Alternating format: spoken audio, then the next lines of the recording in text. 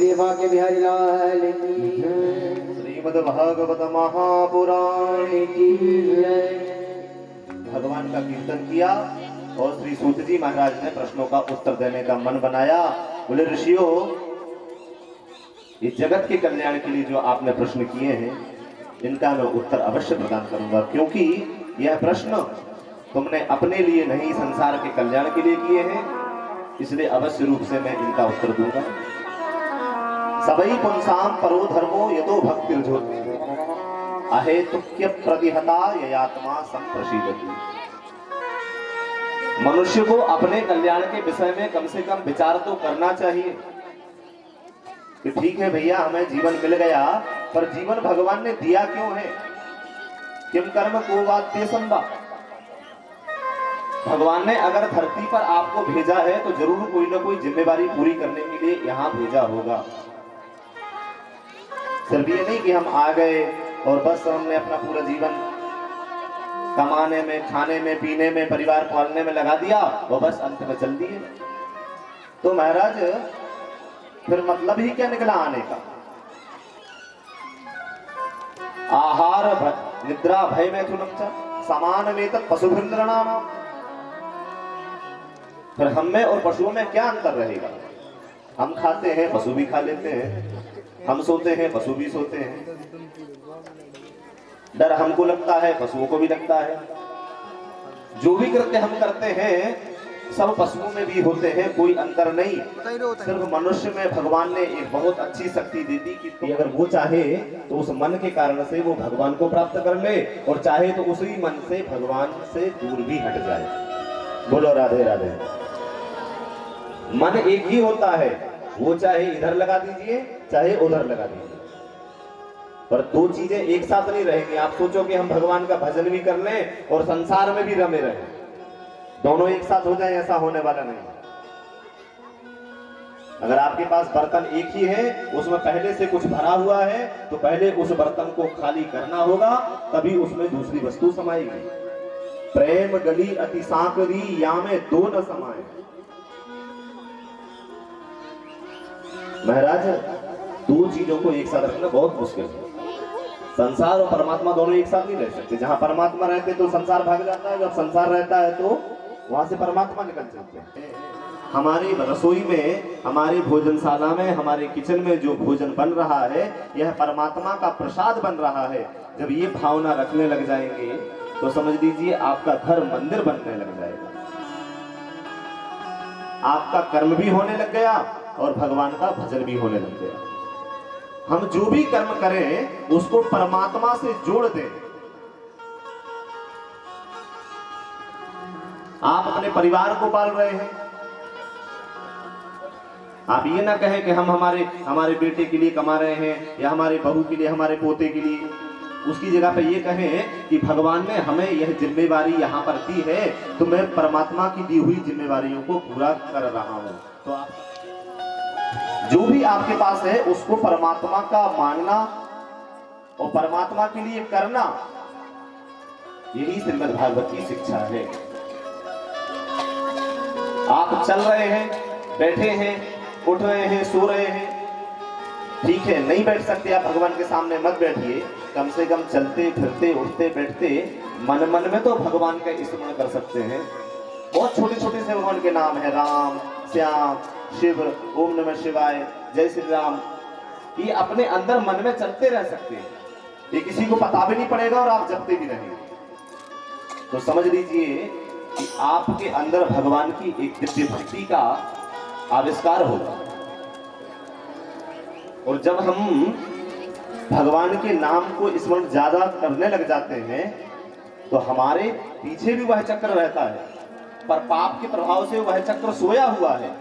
पर जब हम अधिक रूप से परमात्मा के स्मरण में लग जाते हैं तो वो चक्र धीरे धीरे जागृत होने लग जाता है।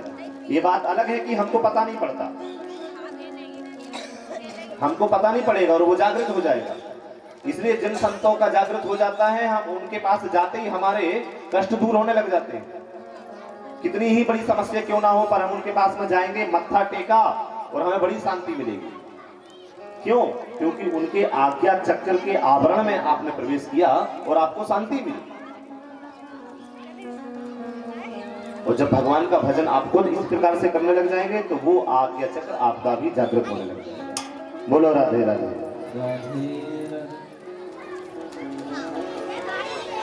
सवै पुंसाम परो धर्मो यतो भक्ति रथोक्षजे अहेतुक्य प्रतिहता ययात्मा संप्रसीदति। तो ऋषियों, और अगर उस भक्ति को जानना है तो श्रीमद् भागवत का श्रवण करो। महाराज ये भागवत किसने सुनी? तो बोले ये सबसे पहले सुनी है राजा परीक्षित ने। तो यहां पर ऋषियों ने प्रश्न कर दिया कि राजा परीक्षित कौन थे? तो उत्तर में बताते हैं ऋषियों, राजा परीक्षित के जन्म की कथा के लिए थोड़ा सा हमको महाभारत की ओर चलना होगा। भारतवर्ष में अगर कोई सबसे विशाल युद्ध हुआ तो वो महाभारत का समर संग्राम। देखिए राम जी का भी रावण से युद्ध हुआ, महाभारत से कई गुना सेना अधिक रावण के पास में थी, लेकिन उस युद्ध को कोई गिनता नहीं। जरासंध का और भगवान का युद्ध हुआ, महाभारत से लगभग 10 गुना ज्यादा सेना उस युद्ध में थी, लेकिन उस युद्ध का भी नाम नहीं आता, उस युद्ध का भी नाम नहीं आता। इन दोनों युद्धों की तुलना में महाभारत का युद्ध तो बहुत छोटा था, लेकिन महाभारत का युद्ध क्यों गिनने में आता है? क्योंकि महाभारत का जो युद्ध था वो भाई भाई में था। लड़ाई अगर आपकी और हमारी हो रही हो तो कोई जमाना देखने नहीं आएगा, लेकिन लड़ाई अगर भाई और भाई में हो रही हो तो पूरा जमाना देखने आ जाएगा। इसलिए महाभारत के युद्ध को सब याद करते हैं। भारत में कई ऐसे युद्ध हुए जो महाभारत से कई गुना बड़े थे, लेकिन उनको कोई याद नहीं करता, क्योंकि परिवार इनका कब टूटे ये पूरा जमाना देखने के लिए तत्पर है। इसलिए हमें चाहिए कि अपने परिवार में इतना अच्छा संतुलन बना के रखें कि वो टूटने ना पाए। बोलो राधे राधे।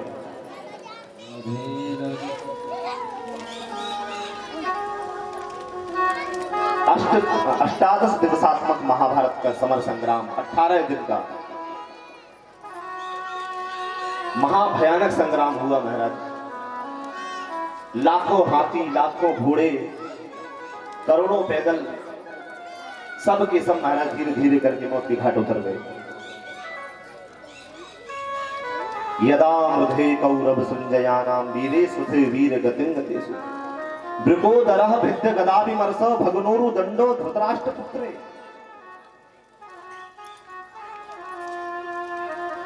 पांडवों को विजय श्री की प्राप्ति हुई, समस्त कौरव आज पराजित हुए। पितामह बाणों की सरसैया पर घायल अवस्था में पड़े हुए, और इधर दुर्योधन जो 100 भाई थे 99 मौत के घाट उतर चुके, वीरगति को प्राप्त हुए। सिर्फ एक बचा अकेला दुर्योधन, और जिसके दोनों पैर टूट चुके हैं। भीमसेन ने गदा प्रहार करके पैरों को तोड़ दिया। कुरुक्षेत्र पर महाराज हतप्रायः नष्टप्रायः पड़ा है, मानो प्राण निकलने ही वाले हों। ये दृश्य जैसे ही अश्वत्थामा ने देखा, अरे मित्र तुम्हारी यह दुर्दशा मुझसे देखी नहीं जाएगी, इतना तुम इतना कैसे तड़प रहे हो। पर दुर्योधन बुरा मत मानना, तुम्हारी यह दुर्दशा केवल तुम्हारे कारण ही हुई, इसमें किसी और की गलती नहीं है। कोई ना भड़क रहा हो ना, अगर कोई मूर्ख मिल जाए तो भड़क जाते हैं, और 2 मूर्ख मिल जाए तो कहने ही क्या। मूर्ख और शंख हमेशा दूसरों के फूंकने से ही बजते हैं। शंख भी अकेला नहीं बजता, कोई दूसरा फूंकने वाला चाहिए। तो जो मूर्ख होता है उसके भी कान में किसी ने आकर के बोल दिया तो वो बात मान लेगा और किसी से नहीं बैठेगा। अश्वत्थामा ने आकर के दुर्योधन के मानो जने पर नमक छिड़क दिया हो, या जलती हुई अग्नि में पेट्रोल का काम किया हो। बोले मित्र, तुम्हारी ये दुर्दशा का कारण केवल तुम हो, दूसरा कोई हो ही नहीं सकता। अरे भैया, कौन खुद से मरना चाहेगा? मैं क्यों मेरी दुर्दशा का कारण हूं? बोले इसलिए हो क्योंकि तुम्हारे युद्ध का तुमने जिसे भी सेनापति बनाया वो उसी को बनाया जो मन से पांडवों की ओर थे, हमेशा पांडवों को ही सोचा करते थे। इसलिए मित्र, अगर ये मौका मुझे मिला होता तो मैं तुम्हें विजयश्री दिलवा देता। दुर्योधन बोला ठीक है भैया, जो होना था हो गया, तुम तो ये बताओ अब मुझे आप क्या कर सकते हो मेरे लिए? बोले मित्र, तुम्हारी जो इच्छा हो मैं पूरी कर सकता हूं। कर सकते हो? बोले हाँ कर सकता हूं। करो, क्या इच्छा है? बोले इच्छा हमारी सिर्फ इतनी ही है कि हम 100 भाई थे, 100 में से एक भी नहीं बचे, और पांडव 5 भाई थे, उनमें से वो एक भी नहीं मरे। कोई अगर एक भी उनमें से मर जाता तो मेरी आत्मा को संतुष्टि मिल जाती कि अपने दिवंगत भाइयों को जाकर के शान से कहता कि चलो कम से कम एक को तो मार के आया। अश्वत्थामा बोला बस इतनी सी बात, अभी देखो जाकर के बताता हूं। कहते हैं रात्रि में ही अश्वत्थामा चल दिया, पांडवों के शिविर में गया। पर एक कहावत है कि जाको राखे साइया मार सके ना कोई, बाल ना बांका कर सके जो जग बैरी। इधर भगवान ने पांडवों से बोला अरे भैया क्या कर रहे हो? बोले सो रहे हैं। अरे बोले अब तो प्रतिदिन सोना है, आज तो विजयश्री प्राप्त हो गई है, चलो धूमधाम से चले, कहीं मनाएंगे, पिकनिक मनाएंगे। आज तो विजय प्राप्त हुई है और ऐसे ही सो जाओगे? तो 5 पांडवों को लेकर के और द्रौपदी को लेकर के भगवान कहीं देव यात्रा पर चले गए। भगवान तो अंतर्यामी है, सब जानते थे। और इधर 5 पांडवों की सैया पर 5 पांडवों के पुत्र, जो कि बिल्कुल लगभग पांडवों जैसे लगते थे, वह आकर के विश्राम के लिए सो गए। अश्वत्थामा आया, उसको मालूम नहीं पड़ पाया, और उसने महाराज सोते हुए पांडव बालकों के ऊपर, पांडव पुत्रों के ऊपर खड्ग चला दी और एक एक करके 5 की गर्दन महाराज काट दी। बड़ी निर्दयता से उसने गर्दन काटी और एक उत्तरीय वस्त्र गमछे में 5 पांडवों पुत्रों के सिर को लेकर के दौड़ा दौड़ा सीधा पहुंचा दुर्योधन के पास। बोले मित्र देख, तू एक की बोल रहा था, मैं 5 को ले आया। दुर्योधन तो बड़ा 1 मिनट के लिए तो बहुत प्रसन्न हुआ, पर जैसे ही देखने की इच्छा हुई, एक सेवक ने उसको उठा के बिठाया, पर जैसे ही देखा तो दुर्योधन रोने लगे। अरे दुष्ट, तूने ये क्या कर दिया? मेरी वैरता पांडव पुत्रों से बिल्कुल नहीं थी, इनको मार करके तो तूने हमारे कुल में कोई पानी देने वाला भी नहीं छोड़ा। अब हमारे कुल में कौन पानी देगा? आगे हमारे वंश को कोई चलाने वाला है नहीं, इनसे हमारा वंश चलता, हम लोगों में किसी का वंश बचा नहीं, और तूने पांडव पुत्रों को ही मिटा दिया। मेरा बैर इनसे नहीं, मेरा बैर पांडवों से था। महाराज दुख से आतर होकर के दुर्योधन के प्राणांत तोड़ गए। अब अश्वत्थामा को जब यह पता पड़ा कि ये तो पांडव बालक हैं, पांडव तो जिंदा है, तब तो घबरा गया कि अब अर्जुन और भीम मुझे छोड़ेंगे नहीं। कहते वहां से भाग लिया। इधर जब पांडव भगवान के साथ में लौट करके आए तो शिविर में देखा कि सब खड़े हुए, रोने लगी द्रौपदी। अरे जिस मां के 5 पुत्रों के शव उसके सामने पड़े हों और जिनके कारण, पुत्रों के कारण विजयश्री को प्राप्त हुई हो, आज राजा बनने का समय आया, तब देखा कि पुत्रों की हत्या हो गई।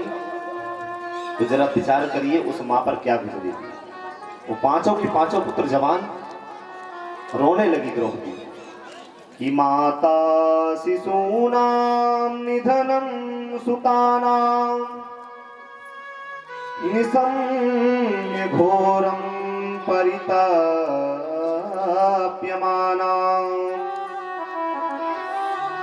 तदारुरदबाष्पकलाकुलाक्षी तां सान्त्वयन्नाहि किरीटमाली। द्रौपदी रोने लगी। समझाने लगे, देवी तुम रुदन मत करो, तुम छत्राणी हो, तुमने वीर पुत्रों को जन्म दिया था, इन पुत्रों की वजह से तो हमने समर संग्राम जीता है, इनकी वीर गति हुई है, क्योंकि ये मरे नहीं, ये युद्ध से भागे नहीं, इन्होंने युद्ध को जीता है, इनको छल से मारा गया है। बोले महाराज अगर मुझे बिल्कुल भी दुख नहीं होता, अगर ये समर संग्राम में सीने पर बाण खा करके मर जाते, पर बहुत दुख की बात है कि सोते हुए बालकों पर खड्ग प्रहार कर दी। कायरों की जो तरह मारा गया है, इससे मुझे बहुत दुख। अर्जुन समझाते हुए कहते हैं, प्रतिज्ञा की अर्जुन ने, वायु वेग के समान जब रथ भगाया, अश्वत्थामा को पकड़ा, तुरंत बांध करके लाने लगे। भगवान ने कहा अर्जुन इसको मार दो, ये बालकों का हत्यारा है। बोले प्रभु मारना तो इसे है ही, लेकिन मैंने द्रौपदी को वचन दिया है कि तेरे सामने ला करके मारूंगा। रथ में बांध करके पटक दिया, लेकर के आए, द्रौपदी के सामने पटक दिया, देवी ये तुम्हारे पुत्रों का हत्यारा है, बताओ इसे क्या दंड दूं, कौन सी मृत्यु तुम इसे देना चाहोगी, फांसी दूं कि सूली दूं, जो तुम देना चाहो सो दे। पर कहते हैं महाराज द्रौपदी ने जैसे ही देखा तो मुच्यता में ब्राह्मणो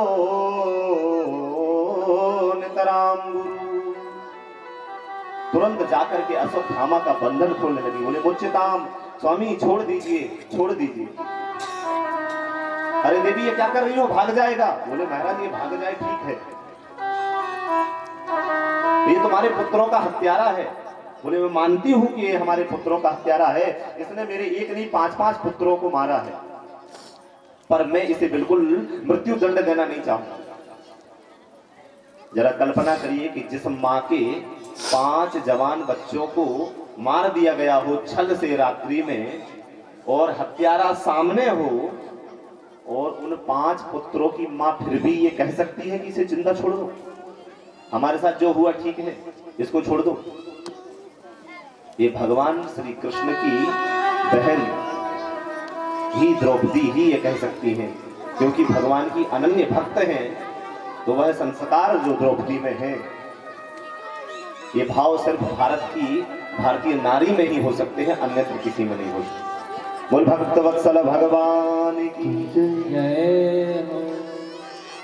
इसके बाद भी द्रौपदी कह रही छोड़ दो, हमारे साथ जो हुआ ठीक है, पर मैं इसको नहीं मानना चाहूंगी। क्यों? बोले क्योंकि पुत्रों की मृत्यु का दुख क्या होता है ये मैं अच्छे तरीके से समझ चुकी हूं, लेकिन यह भी तो किसी मां का ही बेटा होगा। आज मैं अकेली दुखी हूं, अगर ये भी मर जाएगा तो इसकी मां भी रोने लग जाएगी, दुखी हो जाएगी। और ये उस मां का बेटा है जिसके तो पति भी महाभारत के समर संग्राम में चले दिए। द्रोणाचार्य का पुत्र है अश्वत्थामा। द्रोणाचार्य तो महाभारत में जा चुके हैं, वीरगति को प्राप्त हो चुके हैं, और पुत्र भी चला जाएगा तो वह अबला किसके सहारे रहेगी। इसलिए महाराज मुझे इसको कोई दंड नहीं देना।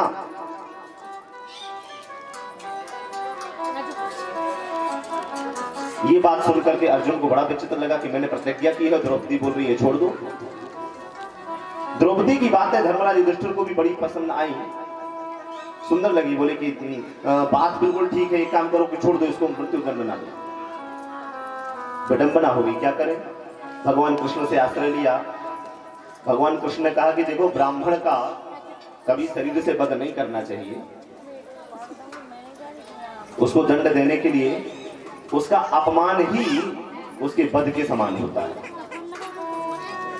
कभी भी ब्राह्मण को शरीर दंड नहीं देना चाहिए, ऐसा शास्त्रों में लिखा है। क्योंकि ब्राह्मण को शारीरिक दंड देने से जो ब्रह्म हत्या लगती है या ब्रह्म दोष लगता है, उसका इलाज किसी शास्त्र में नहीं है। ब्रह्म हत्या जैसे पाप का या ब्रह्मदंड जैसे पापों का प्रायश्चित नहीं होता, इसलिए उनको ब्राह्मणे शरीरम दंडम ना पातयति, ब्राह्मण को शरीर दंड कभी नहीं देना चाहिए, ऐसा शास्त्रों की आज्ञा है। क्या करें, अगर अपराध कर दिया ब्राह्मण ने तो क्या उसको ऐसे ही छोड़ दें? वो तो दोबारा और ज्यादा करेगा। बोले नहीं, छोड़ना नहीं चाहिए। ब्राह्मण को अपमान कर देना, उसका जनेऊ छीन लेना, उसके शिखासूत्र को छीन लेना, उसका कर्म उससे छीन लेना, यही उसका सबसे बड़ा दंड होता है। उसको ऐसे ही सजा देनी चाहिए। वपनम द्रविणादानम स्थानम निर्यापणम तथा। किसी ब्राह्मण ने अपराध कर दिया, अगर वो इस क्षेत्र में रहता है तो इस क्षेत्र से उसको निकाल करके दूसरे क्षेत्र में रख देना चाहिए। ये उसके दंड देने के उपाय हैं, लेकिन शारीरिक दंड ब्राह्मण को नहीं देना चाहिए, ऐसा शास्त्रों में लिखा है।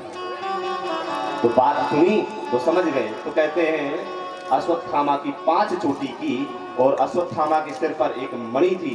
तो मणिम जहार मूर्धन्यो, उस मणि का प्रभाव था कि उस मणि के प्रभाव से अश्वत्थामा कभी बूढ़ा नहीं होता था, उसको कोई बीमारी नहीं होती थी। जैसे ही वह मणि निकली तो वह बीमारियों का घर बन गया महाराज। अश्वत्थामा वहां से भागा। ये मूर्ख की पहचान होती है कि अगर एक बार किसी ने आपको माफ कर दिया तो दोबारा सुधरने का मौका दिया। पर जो मूर्ख होते हैं ना, उनको ये लगता है हमें माफ किया, अब हम और बड़ा बदला लेंगे। अश्वत्थामा और ज्यादा कुपित हुआ। अब की बार इसने ब्रह्मास्त्र छोड़ दिया। बोले 5 पुत्र तो बचे ही नहीं। उत्तरा जो गर्भवती है, उसका एक बालक अगर आ गया तो पांडवों के कुल में कोई पानी देने वाला होगा, लेकिन अगर उसको नष्ट कर दिया जाएगा तो पांडव कुल में कोई पानी देने वाला होगा ही नहीं। तो कहते ब्रह्मास्त्र उत्तरा की गर्भ की ओर चलाया। उत्तरा दौड़ी दौड़ी भगवान के पास आई कि पाहि पाहि महायोगिं देवदेव जगत्पते